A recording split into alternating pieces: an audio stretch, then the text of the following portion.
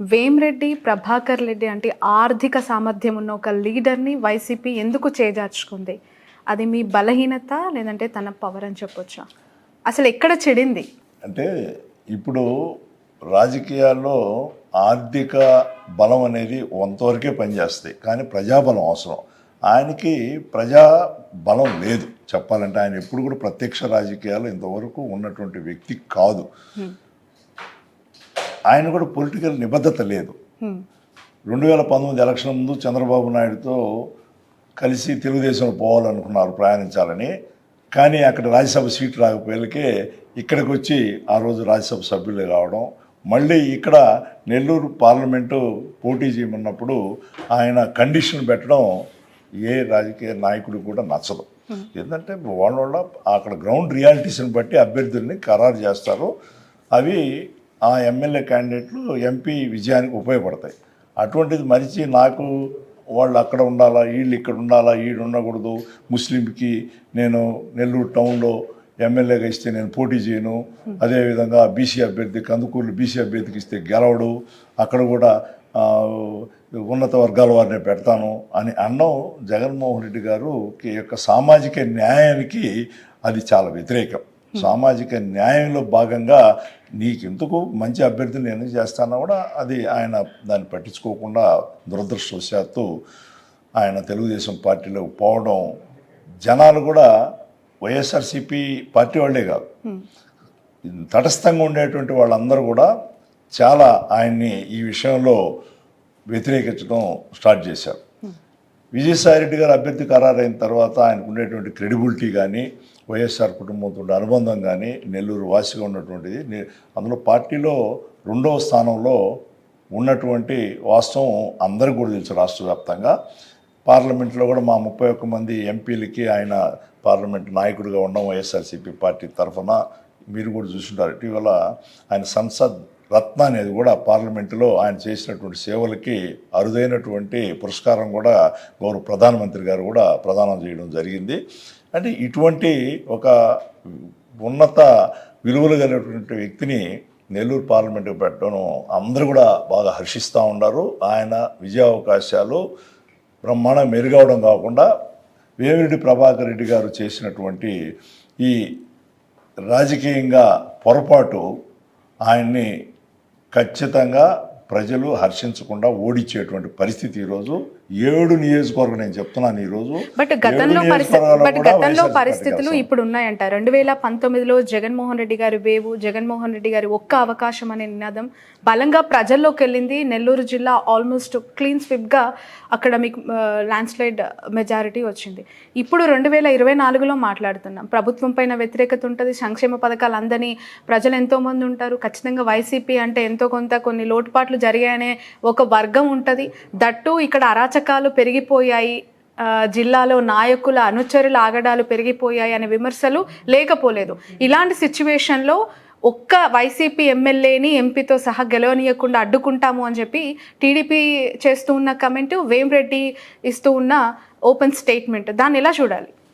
ఇప్పుడు చూడండి, ఇప్పుడు 2019 ఎన్నికల్లో జగన్మోహన్ రెడ్డి గారి యొక్క ఇమేజ్ వల్ల రాజశేఖర రెడ్డి గారి తనయుడిగా ఉన్నటువంటి ఒక మంచి క్రెడిబిలిటీతో అందరూ కూడా బ్రహ్మాండమైనటువంటి మెజారిటీతో పట్టం కట్టదరింది. ఆ రోజు వైఎస్ఆర్సీపీ పార్టీకి ఇంతమంది కార్యకర్తలే లేరు, అప్పుడు క్యాడరు లేదు.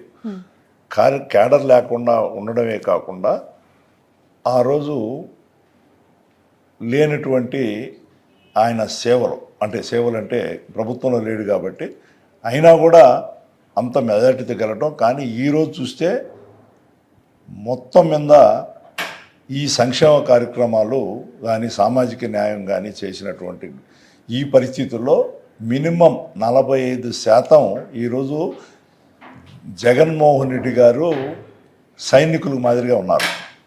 గతంలో లేదు. గతంలో జనరల్గా పబ్లిక్ ఏంటంటే జగన్మోహన్ రెడ్డి గారి ముఖ్యమంత్రిగా ఒకసారి చేయాలి అని అనుకున్నారు, బ్రహ్మాండంగా జరిగింది. ఈరోజు సొంత సైన్యాన్ని వైఎస్ఆర్సీపీ పార్టీకి తయారు చేయడం ప్రధానమైన బలం. ఆయన ఏదైతే చెప్పారో అవన్నీ కూడా పాటించడం ఈ 5 సంవత్సరాల్లో జరిగినటువంటి వాస్తవం. అంటూ ఉంటారు అభివృద్ధి అభివృద్ధి అని. అభివృద్ధి అంటే ఏంది? పేదవాడి చేతికి రూపాయి ఇస్తే వాడు దాన్ని సద్వినియోగం చేసి వాడు డెవలప్ అయితే ఆటోమేటిక్ సమాజం డెవలప్ అవుతుంది.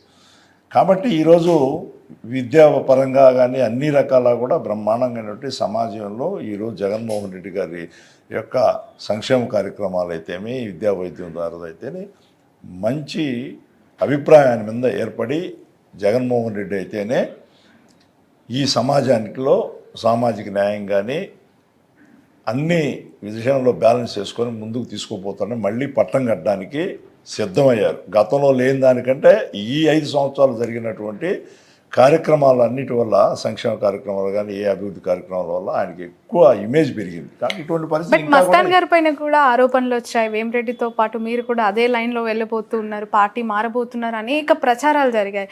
ఒకవైపు కుటుంబం అంతా అక్కడ ఉంది, ఒకవైపు స్నేహితుడు ఇటువైపు ఉన్నారు, ఈ పార్టీ అధికారంలో ఉంది, రాజ్యసభ మెంబర్ మీరు. సో ఎలాంటి ఒత్తిళ్ళు వచ్చాయి? నిజంగానే వెళ్ళే ఆలోచన చేశారు ఒక దశలో? విజయసాయి రెడ్డి గారి కోసమే వైసీపీలో ట్రావెల్ అవుతున్నారా? ఏం లేదమ్మా, ఎప్పుడు కూడా అసలు ఆలోచన నాకు లేదు, ఆ ప్రచారం కూడా జరగలేదు. మీకు ఎలా వచ్చిందో కానీ నాకు తెలియదు. కానీ నేను ఒక్కసారి ఒక పార్టీకి కానీ వ్యక్తికి కానీ కమిట్ అయితే ఆ లైన్లోనే పోయేవాడిని. 2020లో నన్ను వైసీపీ పార్టీకి విజయసాయి రెడ్డి గారు ఆహ్వానించినప్పుడు నేను బేషరతుగా ఎటువంటి షరతులు లేకుండా పార్టీలో జగన్మోహన్ రెడ్డి గారి సమక్షంలో చేరడం జరిగింది. అప్పుడే మాతో పాటే మా చిన్నాన్న కొడుకులు వాళ్ళు కూడా తెలుగుదేశం పార్టీలో ప్రధాన పాత్రలో ఉన్నారు. కాబట్టి వాళ్ళని తీసుకురావడానికి ట్రై చేశాను. కానీ వాళ్ళ లైన్లో వాళ్ళు ఉన్నప్పుడు నేను వాళ్ళని తీసుకురాలేకపోయాను. నేను మాత్రం జీవితాంతం జగన్మోహన్ రెడ్డి గారితో, విజయసాయి రెడ్డి గారితోనే నేను ప్రయాణం సాగిస్తాను. పదవి ఉన్నా లేకపోయినా, పదవే ఉండబోలేదు, ప్రజాసేవ చేయడానికి నాకంటే బిఎంఆర్ చారిటబుల్ ట్రస్ట్ ఉంది. ఈ 35 సంవత్సరాల నుంచి నేను నా ట్రస్ట్ ద్వారా ఎంతో పేద పిల్లలు చదివించడం, విద్యా వైద్యులు అన్ని విధంగా నా వంతుగా ప్రయత్నం చేస్తున్నాను. నాకు రాజకీయమే చేస్తేనే నాకు ఈరోజు ఇది నా ఇమేజ్ పెరగద్దు, బ్రతుకు తెరువు అనేది లేదు నాకు. అంతకుముందు కూడా చంద్రబాబు నాయుడు గారు నేను ఎమ్మెల్యేగా అయితే కావల్లో గెలిచేదానికి చాలా అవకాశాలు ఉన్నాయి 2019. కానీ ఆయన ఒక పార్టీ లైన్లో ఒక బీసీ క్యాండిడేట్కి ఇక్కడ నెల్లూరు జిల్లాలో ఎంపీకి ఇవ్వాలనుకుంటున్నాను, నువ్వు నా కోసం నువ్వు పార్టీ అంటే పార్టీలో ఉన్న బాస్ ఈజ్ రైట్. ప్రాంతీయ పార్టీలు ముఖ్యంగా బాస్ ఏది చెప్తే అది చేయాలి. నేను దాన్ని ఇమీడియట్గా నాకు విజయావకాశాలు జగన్మోహన్ రెడ్డి గారికి ఆ రోజు ఉండే క్రేజ్ వల్ల తక్కువ ఉన్నాయని తెలిసి కూడా నాయకుడు చెప్పాడు, చేశాను. ఈరోజు కూడా మా నాయకులు విజయసాయి రెడ్డి గారు కానీ, పెద్దలు మా బాస్ జగన్మోహన్ రెడ్డి గారు కానీ వారి కోసంగా, పార్టీ కోసంగా, అల్టిమేట్గా పార్టీ పేదల కోసం ఉపయోగపడే పార్టీ. ముఖ్యంగా ఈరోజు చూస్తున్నాం పదే పదే బీసీ నినాదము, సామాజిక న్యాయము, సామాజిక కులాల వారీగా సీట్ల కేటాయింపు అని మాట్లాడే నెల్లూరు జిల్లా రాజకీయాల్లో బీసీ నాయకుల్ని ట్రాన్స్ఫర్ చేసి ఒక సామాజిక వర్గానికి చెందిన ఓసీ క్యాండిడేట్ని ఇక్కడ ఎంపీ క్యాండిడేట్గా దింపారు. ఎలా క్లెయిమ్ చేసుకుంటారు వైసీపీ నేతగా, మీరు రాజ్యసభ మెంబర్గా? అది న్యాయంగా జరిగిన తరలింపని అనుకోవాలా? అనిల్ కుమార్ యాదవ్ గారిని, బీసీ లీడర్ని నర్సరావుపేటకి ట్రాన్స్ఫర్